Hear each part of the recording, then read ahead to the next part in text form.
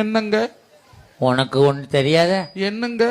என் பொண்டாட்டி இந்த தீபாவளிக்கு ஜாக்கெட் தைக்க சொல்லி அளவு ஜாக்கெட்டை கொடுத்தாடா. சரி. நான் டைலர்கிட்ட போய் கொடுத்தேன்.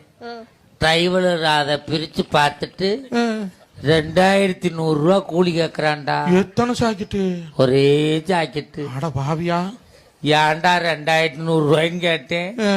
சார், உங்க டீச்சர் ஜாக்கெட்ல ஜன்னல் வைக்க சொல்லியிருக்காங்க. ஆசாரி கூலி 1100, கொத்தனார் கூலி 800, என் கூலி 300 நான்டா. சரி. கொடுத்துட்டு வந்துட்டேன்டா. தீபாவளிக்கு முதல் நாள் நைட்டு கொண்டாந்து ஜாக்கெட்டை கொடுத்தான்டா. சரி. காலையில ஜாக்கெட்டை போட்டுக்கிட்டு முந்தானே எடுத்து போத்திக்கிட்டு வர்றா மாப்பிள்ள. இப்படியா? ஆமா மாப்பிள்ள. ஏனுங்க? ஜாக்கெட்ல ஜன்னலை பின்னாடி வைக்கணுமாமுல. ஏது மாத்திட்டான்டா. என்ன பண்றீங்க?